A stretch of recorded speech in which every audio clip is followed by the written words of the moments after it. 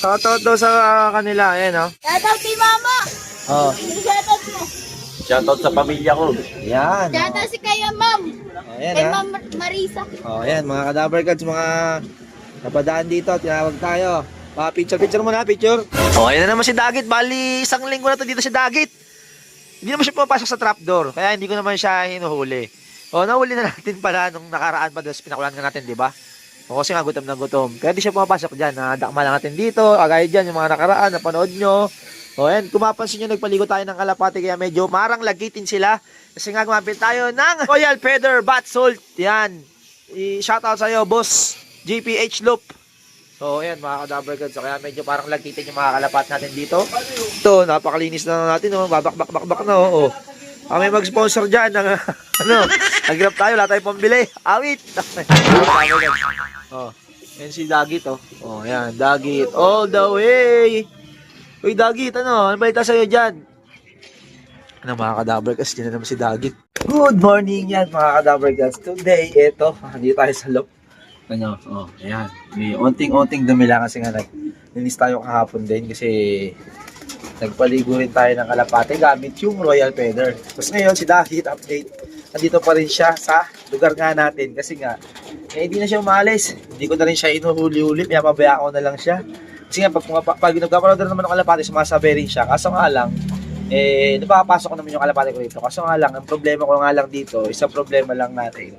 Pupunta siya sa puno. Ginagaya ng isang kalapate, isang young bird natin ang gumagaya na sa kanya doon. Na akong problema natin. Oh, yan, nga pansin nyo. Nga pala, hinabol ko sa training to. Yan, nahabol natin. So, bitaw, Talavera ba? O, Talavera Nueva Ecija. Hindi ako magkamali. Yung bitaw nito kahapon. So, pangatlong bitaw niya kasi yung pisa, San Isidro. 64 kilometers, binigla natin, dalawa sila. Tapos, sumunod, 89 kilometers. Yung Pinamalen o Palayan Nueva Ecija. Basta, ganun. So, tapos ito ng Sabado, nagkarga tayo, tapos nagkabitaw, ay na nga yung Talavera Nueva Ecija. Yan. So, yun mga Kadaver Gods, nakahabol na sila. Sinali ko nga rin ng fundraise bilang pagsuporta nga doon sa club na nilaroan natin. Yan. So, dalawa sila pala sinala natin. Medyo mga bagay na bibis lang ibon doon. Nag-1 to speedan. So, speed nila sa 1 plus lang eh. 1 plus, mga ganun. So, pero goods pa rin kahit papaano, at least. Tawag dito. Nakasabay na rin sila kahit papaano. Kasi pangatlong bitaw pa lang naman nila yun. So, yan. Nakakainip din kasi kaya nag-ano na rin tayo. Takay pa naman ng proper training. So, sa BBC, bitaw nila kahapon na parilap. O yun, si Dagit. Dito kanina si Dagit eh. Sa puno na naman siya. Wait lang. Ay, nasa bubong. Bala sa taas pala ng bubong si Dagit. Yan, kita nyo. O, tingnan nyo. Puro etchas na yung singsing ng kalapati natin samantalang malinis siyang kahapon. Kasi nga, mga Kadaver, kasi ginagawa nilang pugad sa sulok. So ngayon, iniis-is nila yung paa nila. Kaya, dumidikit sa singsing niya yung mga etchas. So, pero muna tayo ng Team North natin. So, bali yung Team North lang natin, 6 na peraso dito. Pero ito, di kasama itong dalawa. So, bali, kasali pa rin pala sila. So, bali, 8. Yan, ang Team North natin. Kung di ako magkamali. Yan, bali 8 kasama ito, tapos yung checkered. So, yan, parang muna tayo. Yan sana natin to. Tapos, yung mga itlog nila, tinransfer na natin. Ito, bali itlog nila iling. Yan, nanunuka po. Naka, ano pa yan ha? Tabako stock ni JPH Loop. Yan, mga Kadaver Gods. Oh. Yan. So, yung itlog nila, tinransfer natin, pinayayan na lang natin, sayang din kasi. Yan, mga Kadaver Gods. Tapos, ito, yung pinaka-itlog nila na yan, tinransfer din natin sa dyan, para pang motivate nga doon sa puti. Kasi nga, sinali lang natin siya ng fundraise, pangatlong bitaw nga, yung sinasabi ko kanina, para ganahan man lang umuwi. So, ayan, yung puting to. Yung mga pang North natin, kita nyo kung gaano kababata yan, mga Kadaver Gods, batang-bata pa. Pero lang doon sa isang black check na to, so hindi kasali Team South dyan. Tignan nyo, nagulugon pa lang, start pa lang magulugon, tsaka nagbagsak na ng mga pack. Yan, ibang ibon dito. So, pronda muna tayo. Against light na naman yung camera natin. And 3, 2, 1, let's go! Tik, isang pansalt ko sumama pala, putrigis. Wala sa isip natin, sumama pala yung isang pansalt.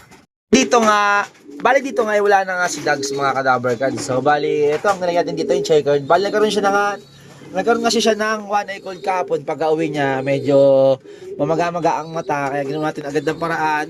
So, ito siya nilagay. Ayan. Sa kanang mata, siya nagkaroon ng pagpikit-pikit yung mata niya. Saka nagluluha kahapon. Kaya dito, transfer ko na siya. Pero ngayon, okay na, dilat na. Pero, bakabos ko na siya ilagay ulit sa loob. So, binigyan natin ng Cure Gold. Binigyan natin, not sponsored, pero yung ginamit natin. So, subukan na rin kasi yung Cure Gold. Tsaka, kung ano rin yung available na mabibila natin na pang one eye cold, pwede rin naman gamitin yan. So, isa lang naman ng mapagaling yung one eye cold. Tapos, pinatakan na rin natin siya ng pampatak. Para, maganda-ganda. Dilat-dilat na yung mata niya. Wala na yung, nasa kanang mata, nakikita nyo, wala na, di ba? So, ayun. Pero may unting pamasama. Pag nilapitan kasi may unting pagpamasama-sa pa. Kaya di tayo nagpapakampante. Ayan, nakita nyo. Ayan, di ba? So, ayan. Ayan yung kasama ng puti na kinarga natin na nakapanris din. So, kasama layo ng ranking natin. Ang bibilis ng kalaban doon. Nag-1, 2 plus speed. Awit yan. Dito nga pala mga kadaver gods, kita nyo, natanggal yung mga tobacco stocks dun, no? Dito nga pala may problema tayo dito. Bali nga, nung umulan ng malakas, kahapon ng madaling araw, pagising ko ng umaga, napansin ko na lumulutang yung mga itlog nga nito ni Madonna. So, naka-experience na ba kayo na nabasa yung itlog na lumutang at nabuhay pa? Ayan, comment nga sa baba kung nabuhay ba talaga or wala na talaga. Kasi ako, kumuha ko ng panibagong pasot at nilagay natin ng buhangin muna nilagay natin. Para nga malimliman ni Madonna kasi yung tobacco stocks na nilagay ko sa kabila ayaw niya limliman. So ginawa ko, binalik ko yung buhangin. Tatry natin kung mabubuhay pa rin ba kasi sayang may similya na rin yung itlog nila. Check ko yung nakaraan. Nung ulan nga ng malakas kahapon, ayun. Napasok ng tubig yung pinakapahitlugan. Kasi tumagilid din to tumagilid din to kasi may pusa. Kasi dapat talaga tatanggalin ko na itong mga to. Ganyan, di ba nga pantay-pantay to, di ba? Di pantay-pantay yan.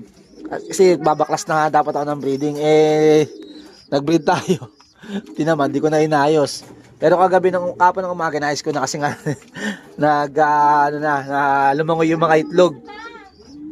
Lumangoy yung mga itlog ni Madonna. Literal na pantawid. Dagat, nag-practice na lumangoy yung itlog.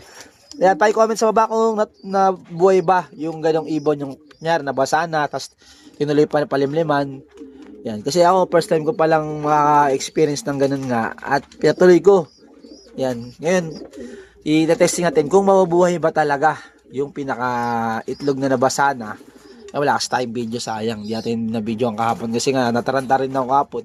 Inayos ko agad dito, para maging komportable yung mga kalapati nga natin. So, yun. Ito. Sabi magsubo tong ibon na to.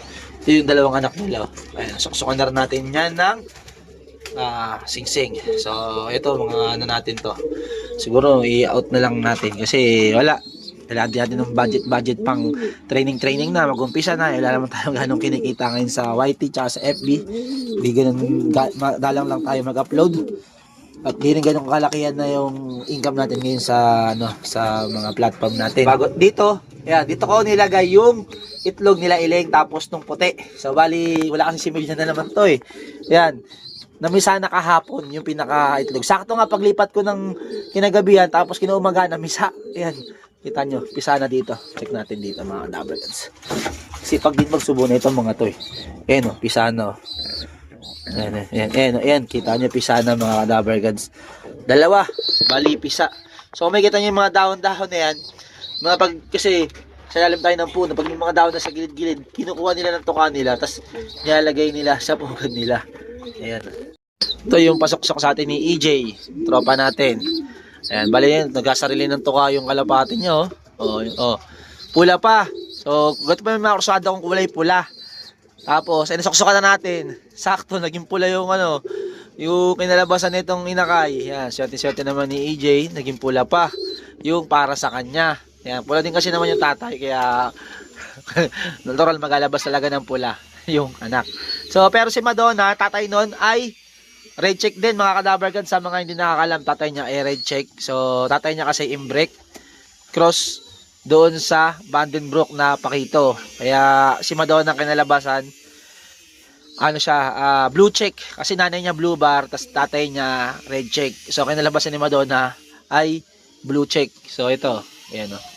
Ayan, si Madonna. Yung mga anak niya, nakasuksok natin ng MacArthur. Bali, 3 MacArthur lang ang malilipad natin sa 4 natin kinuha kasi nga naglahaw na parang bula. Yung isa na MacArthur na kinuha nga natin sa pwestong to. Yan, sila nagsusubo nun eh. Oh.